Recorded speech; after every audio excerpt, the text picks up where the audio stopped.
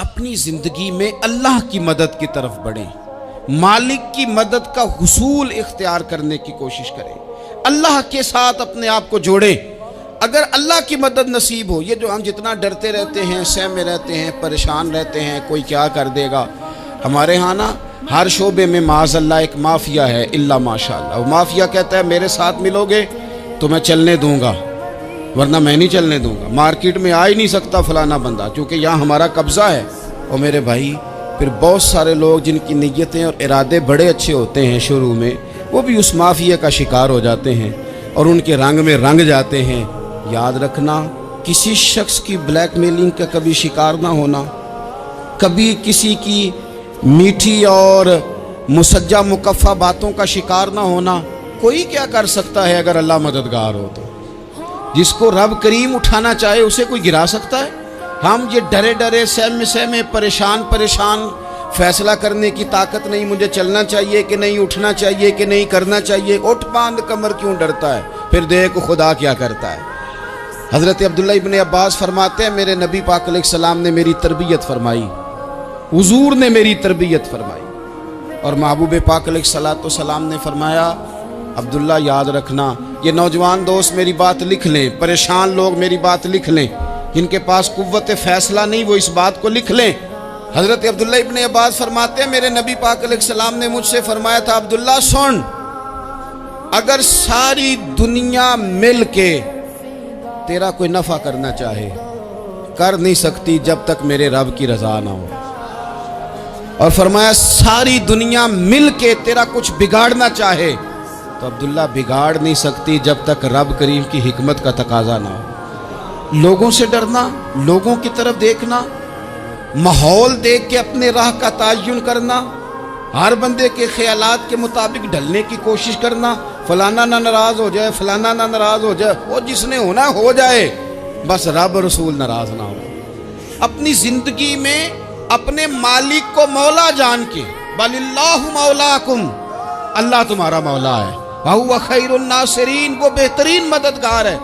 توجہ جب بھی کریں رب کی جانب کریں، اپنے دل کا قبلہ درست رکھیں، سوچوں کے زاویے سیدھے رکھیں۔ میرے بھائی مالک جب بندوبست کر دے نا، جب مالک بندوبست کر دے پھر ایسا بندوبست کرتا ہے کہ لوگوں کے پاس نا چارہ نہیں رہتا۔ حضرت مریم رضی اللہ تعالی عنہا پاک باز تھیں، مسجد میں رہی تھیں، پر مالک کی حکمت کے تقاضے بڑے عجیب ہیں نا۔ پھر جناب مریم کو اللہ تعالیٰ نے بغیر شوہر کے اولاد عطا کر دی۔ یہ بات ہی ایسی تھی، وہ کسی نے کہا تھا کہ مخلوق تو فنکار ہے اس درجہ کے پل بھر میں سنگے در کعبہ سے بھی اصنام تراشے، تم کون ہو کیا چیز ہے داغ کبابی، لوگوں نے تو مریم پہ بھی الزام تراشے۔ تو لوگوں نے کہا کدھر سے لے آئی بچہ، تیرا باپ تو ایسا نہیں تھا، کہاں سے لے آئی؟ اللہ کرے میں آپ کو سمجھا سکوں، ذرا اپنے آپ کو وہاں کھڑا کریں کہ ایک پاک باز عورت، پاک باپ کی بیٹی، طیب ماں کی بیٹی، اور اللہ کے گھر میں پرورش پانے والی خاتون، ایک وہ وقت اور ایک یہ وقت کہ اس عورت کو کٹہرے میں کھڑا کر کے پوچھا جا رہا ہے کہ معاذ اللہ تیری گود میں بچہ جائز نہیں ہے، کہاں سے لائی ہے؟ اب خود سے صفائیاں بندہ کتنی کو دے، کتنی کو وضاحتیں کرے۔ اور میں نے تو اپنی زندگی میں دیکھا ہے زیادہ وضاحت دینے والے کو بھی لوگ جھوٹا سمجھنے لگ جاتے ہیں، زیادہ وضاحت دینے پر بھی لوگ کمزوری کا اظہار سمجھتے ہیں کہ کمزور پڑ گیا۔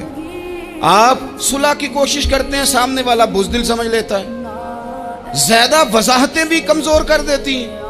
اب حضرت مریم کو کٹہرے میں کھڑا کر کے کہا بچہ کس کا ہے؟ تو پھر خدا بندوبست جب کرے، اللہ جب مددگار ہو، تو پھر حضرت مریم کی گواہی درختوں سے نہیں دلوائی، اس نے پتوں سے نہیں دلوائی، پھر فرشتے نہیں بھیجے۔ حضرت مریم کہنے لگی مجھ سے نہ پوچھو، وہ جو پنگوڑے میں ہے اسی سے پوچھ لو، ان سے پوچھو نا، وہ کون ہے پوچھ لو، ان سے کر لو سوال۔ انہوں نے کہا پنگوڑے میں چند دنوں کا بچہ، یہ جواب دے گا؟ مددگار تھا رب، ان کی برات کا اعلان کرنا تھا مالک نے، اور جب مالک اعلان کر دے، جب مالک تیری صفائی دینا چاہے، جب مالک تجھے دنیا کے سامنے نکھارنا چاہے، تو پنگوڑے میں لیٹے حضرت عیسیٰ بول کے کہنے لگے انی عبداللہ آتانی الکتاب، فرمایا میں اللہ کا بندہ ہوں، رب نے مجھے کتاب عطا کر کے نبی بنا کے دنیا میں بھیجا ہے، میں اللہ کا بندہ ہوں، کتاب لے کے آیا ہوں، نبی بن کے آیا ہوں۔ پھر پنگوڑے سے اعلان ہو گیا، پھر بچہ بول پڑا۔ اور یہ ایک دفعہ نہیں بات ہوئی، یہ بنی اسرائیل میں ایک جریج نام کے شخص بھی تھے جو نماز پڑھ رہے تھے، بعض نے لکھا ہے نفل نماز تھی، اماں نے پکارا تو آئے نہیں، تو ماں کے منہ سے نکل گیا تو اتنی دیر تک مرے گا نہیں جب تک کسی بے حیا عورت کا منہ نہ دیکھ لے۔ تو وہ عبادت گزار تھے، لیکن لوگوں نے ان کی عبادت، ریاضت، پرہیزگاری کو نہیں دیکھا، بس ایک عورت کو بھیج کے الزام لگوا دیا۔ وہ عورت آیا جایا کرتی تھی، اب آ جاتی ہیں عورتیں، مسئلہ پوچھنے کی نیت سے بھی آ جاتی ہیں۔ ماحول میں کچھ جگہ ایسی بھی ہیں جہاں عورتیں دم کرانے کے بہانے آ جاتی ہیں۔ وہ خاتون آتی جاتی تھی اس خانقاہ پہ، آستانے پہ، یہ بخاری میں موجود ہے، پھر اس نے کہا میری گود میں جو بچہ ہے یہ انہی کا ہے۔ مجھے بتائیں کیسے بندہ وضاحت دے؟ حالات خراب ہو گئے، لوگ کٹیا جلانے لگے، ماحول اور طرح کا بن گیا۔ میرے نبی پاک علیہ الصلوۃ والسلام فرماتے ہیں پھر اس رب کے بندے نے کہا مالک تو کریم ہے، تیری مشیت کا تقاضا آیا جو میری ماں نے جملے بولے تھے، پر اب میں وضاحت دینے کے قابل نہیں رہا، اب تو ہی کرم کرے گا تو دروازہ کھلے گا۔ تو وہ چند دنوں کا بچہ پنگوڑے میں بول کے کہنے لگا میں اس درویش کا نہیں، میں تو فلانے چرواہے کا بچہ ہوں، وہ جو بکریاں چراتا ہے۔ رب کی مدد کو پکاریں، اپنے ساتھ اپنے مالک کی مدد کو شامل کریں، تھوڑے رزق پر بھی گزارا اچھا ہونے لگ جائے گا۔ سارے لوگ آپ کو گرانے کی تدبیریں کر رہے ہوں گے اور مالک آپ کو عزتیں عطا فرما دے گا، اس کی بارگاہ سے حکمت کا تقاضا اور ہو جائے گا۔ ہم نے ساری زندگی لوگوں کو راضی کرنے میں گزار دی، ساری زندگی بڑھاپا آ گیا بچوں کو پالتے، اور بچوں نے آخری عمر میں کہہ دیا ابا اگر کوئی ڈھب کا کام کر لیتے تو آج ہمارے دن بھی پھر نہ جاتے۔ ساری زندگی گزار دی بہن بھائیوں کو راضی کرنے میں، ساری زندگی گزار دی ذمہ داریاں اٹھانے میں، ان کو 99 دفعہ دیا، ایک دفعہ نہیں دیا تو انہوں نے کہہ دیا تو نے تو کبھی دیا ہی نہیں، تو تھا ہی نہیں۔ ساری زندگی محلے داروں، علاقے والوں کو راضی کرنے میں گزار دی۔ اور میں نے ایسے لوگ بھی دیکھے دین کے لیے وقت گزارا، لیکن جب بڑھاپے میں دانت کام نہ کرتے تھے تو وقت کے مفتیوں کو بھی مسجدوں کی کمیٹیوں نے کہہ دیا اب آپ کی سمجھ نہیں آتی، ہم نے خطیب کو یور رکھنا ہے، نہ دیکھو دنیا کی طرف، دنیا رلا دیتی ہے، نہ راضی کرو بندوں کو، بندے تھکا دیتے ہیں، نہ پیچھے بھاگو ہر وقت دنیا داروں کے، یہ انسان کو کمزور کر دیتے ہیں۔ وہ تو کریم ہی بڑا ہے، 2 آنسو زمین پر بعد میں گرتے ہیں، بندے کے گناہ سارے پہلے معاف فرما دیتا ہے۔ اللہ کی مدد کا حصول، اپنے مالک کی مدد کی طرف بڑھنا، آپ کو بدر کی جنگ بھی یہی درس دے گی، آپ کو احد کا میدان بھی یہی سبق دے گا، فتح مکہ بھی یہی سبق دے گا۔ میرے دوستو جب رب مدد فرمائے، جب اللہ مددگار بنے، دوستوں سے ایک بات اکثر کرتا ہوں، میں کہتا ہوں کہ جتنے درد سے آپ امیر کو اپنی کہانی سناتے ہیں نا، اور جس طرح آپ کے آنسو بات کرنے سے پہلے گر جاتے ہیں کہ غریب ہیں، بچیاں ہیں، کاروبار نہیں، او میرے سنگیو، اس سے آدھے آنسو اپنے رب کی بارگاہ میں بکھیرو، اس کے حضور عرض گزار ہو جاؤ، اس سے طلب کرو۔ ایک وقت انسان پر زندگی میں ایسا آتا ہے کہ اسے یوں محسوس ہوتا ہے کہ میرا سایہ بھی ذرا سا پیچھے ہٹ گیا ہے، اسے یوں لگتا ہے کہ میں کسی سہارے پہ ہاتھ ڈالتا ہوں تو وہ بھاگ جاتا ہے مجھ سے، لیکن مالک کی بارگاہ ایسی عظیم بارگاہ ہے، رب رسول کے آستانے اتنے بڑے ہیں کہ آپ جب وہاں کشکول طلب دراز کرتے ہیں تو جھولی پھیلانے میں دیر لگتی ہے، ان کو بھرنے میں تو کوئی دیر نہیں لگتی۔ ہم نے اپنا سوچ کا قبلہ ہی دنیا کو بنا لیا۔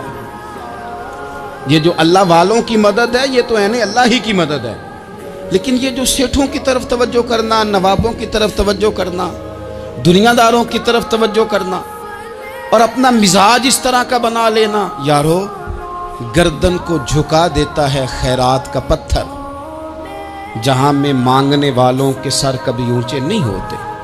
और इकबाल कहते हैं गैरत है बड़ी चीज़ जहाने तगो दो में, पहनाती है ये फ़क्र को ताजे सरदारा। मैं अर्ज़ करूँगा कि अपनी आप जब तवज्जो का किबला अल्लाह रसूल को बनाएंगे तो रब फरमाते वयर्ज़ुक़हु मिन हैसु ला यहतसिब, मैं ना तुझे वहाँ से रिस्क दूंगा जहाँ से कभी तेरा गुमान भी नहीं गया होगा। यहाँ से भी मिल सकता है, तूने सोचा भी नहीं होगा।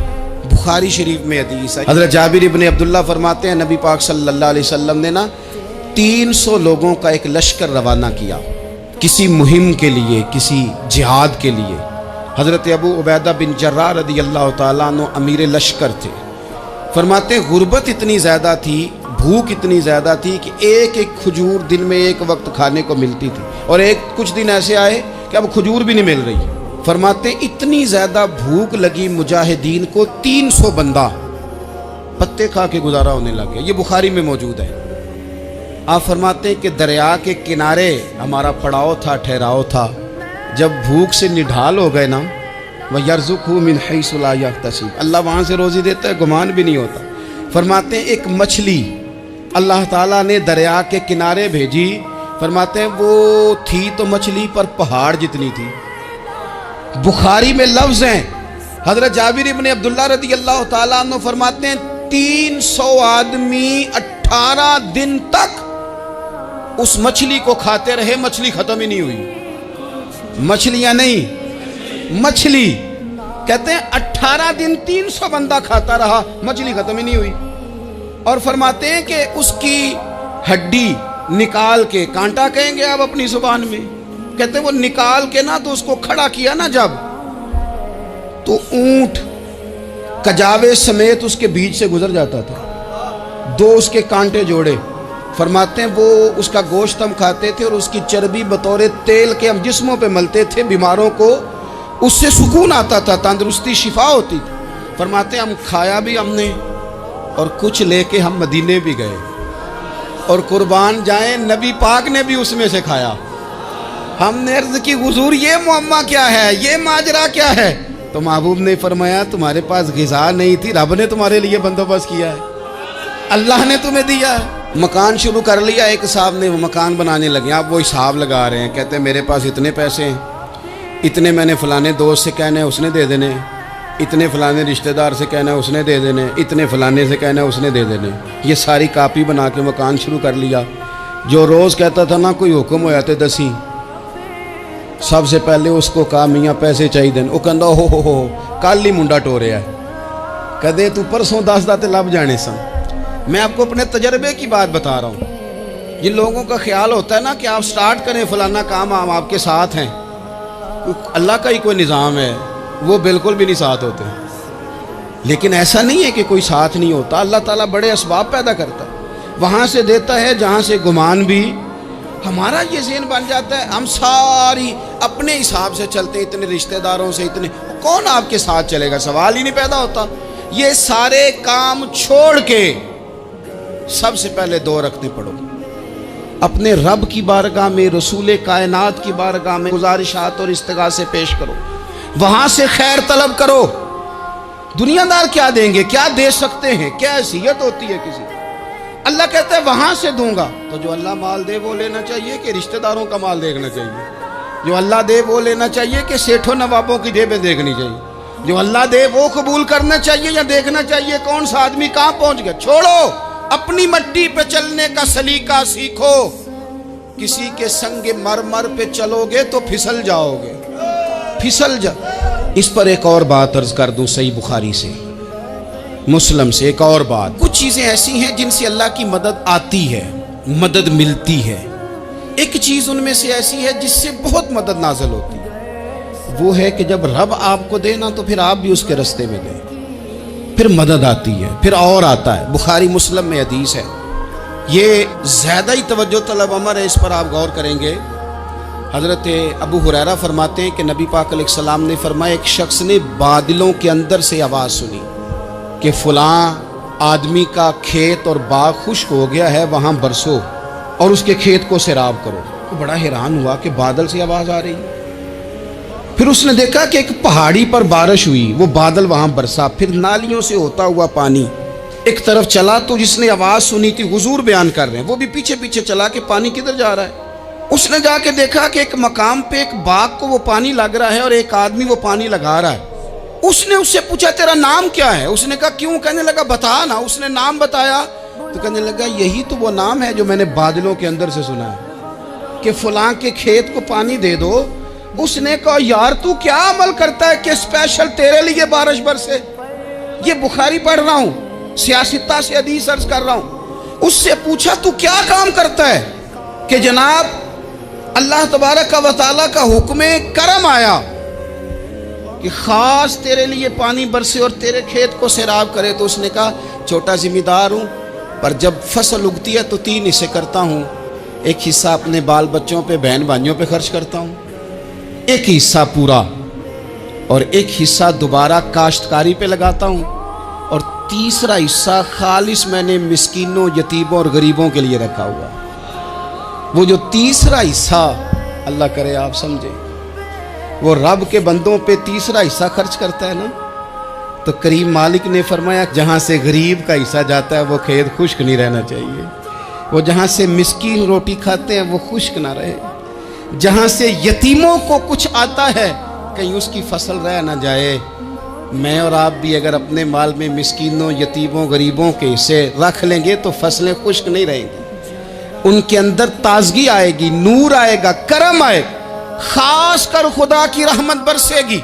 مدد اللہ سے چاہیں، اپنی توجہات کا مرکز رب رسول کی ذات کو بنائیں، پھر آپ محسوس کریں گے کہ بڑی جلدی اللہ تعالیٰ کی مدد آنے لگی ہے۔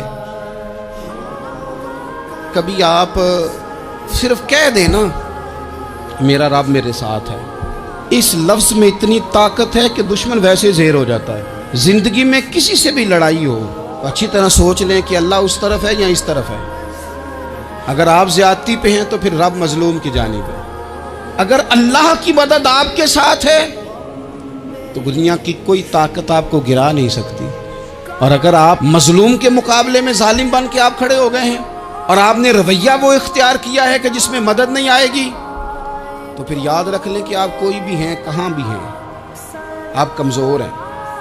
طاقتور تھے ابتدائے اسلام میں، ظاہری طاقت تھی کفار مکہ کے پاس، وہ ڈنڈوں سے مارتے تھے غریبوں کو، ان کے ہاتھوں میں ڈنڈے تھے، پر خدائی طاقت ان مظلوموں کے ساتھ تھی۔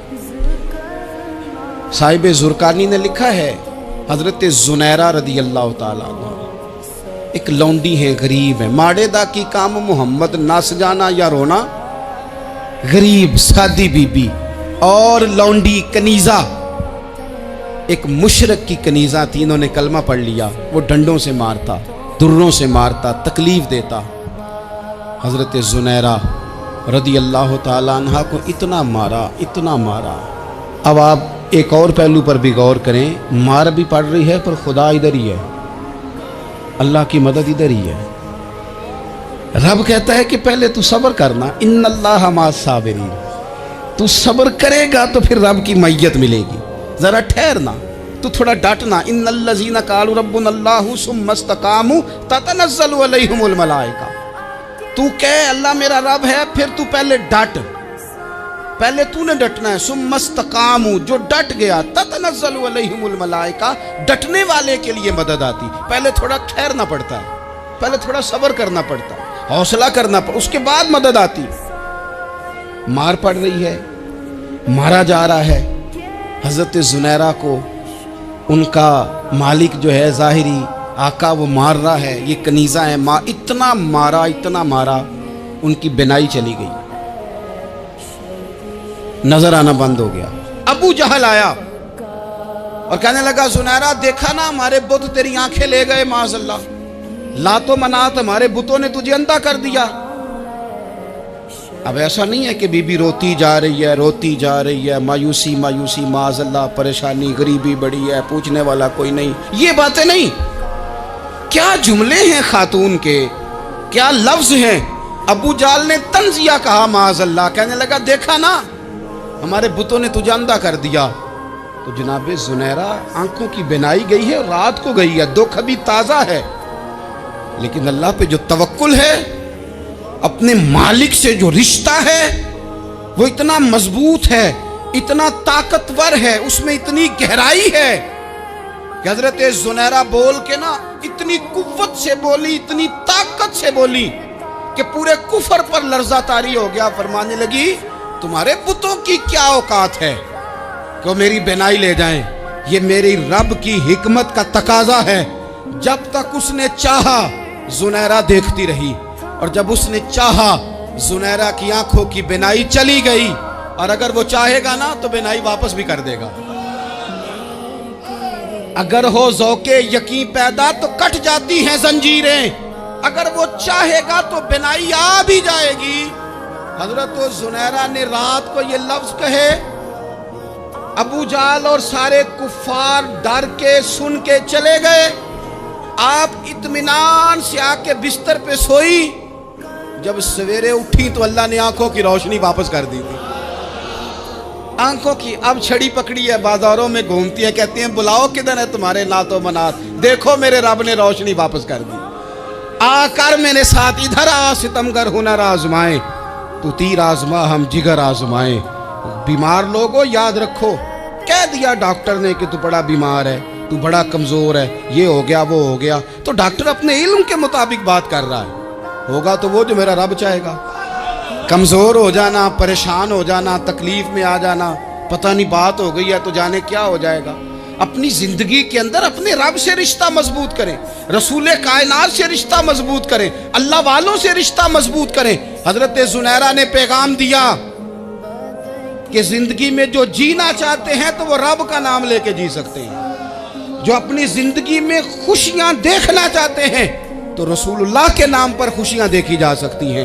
توکل کی بنیاد پر بندہ خوشیاں لے سکتا ہے، اور اگر انسان میں توکل نہیں ہے تو پھر وہ اس کالے جادو سے بھی ڈر رہا ہے، وہ نیلے سے بھی ڈر رہا ہے، وہ پیلے سے بھی ڈر رہا ہے، وہ فلانے سے بھی ڈر رہا ہے، وہ میرے خلاف فلانا رشتہ دار سازش کر رہا ہے تو ڈر رہا ہے، فلانا میرے بارے میں یہ کر رہا ہے تو ڈر رہا ہے، وہ پتہ نہیں دنیا ادھر ہو جائے گی تو کیا ہو جائے گا، اٹھ باندھ کمر کیوں ڈرتا ہے، پھر دیکھ خدا کیا کرتا ہے۔ تو اس ساری گفتگو کا نچوڑ آپ کو یہ عرض کیا ہے، سب سے پہلے تو یہ کہ میدانوں میں مدد بھی اللہ کی، رزق میں مدد بھی اللہ کی، فصلیں خشک ہوں تو مدد پھر بھی اللہ کرے، تو پھر ساری مدد، اور اگر انسان بیمار ہو تو پھر بھی مدد اللہ کی۔ تو اپنے اللہ کی جانب توجہ کو بڑھائیں، آپ اللہ سے مدد کے سوالی بنیں۔ ترمذی کی ایک حدیث ہے، میں آپ کو زندگی کا تجربہ بتاتا ہوں کہ جب میں بڑا پریشان ہوتا ہوں تو یہ والی روایت کھول لیتا ہوں، مزہ دیتی ہے۔ میرے نبی پاک علیہ السلام نے فرمایا اپنے دکھ سیٹھوں نوابوں کو نہ کہنا، مالداروں کا نہ کہنا، ورنہ اللہ تمہیں کبھی غنی نہیں کرے گا۔ فرمایا اپنے دکھ اپنے رب کی بارگاہ میں عرض کرنا، جلدی کرے یا دیر سے کرے اللہ تمہیں لوگوں سے بے نیاز کر دے گا۔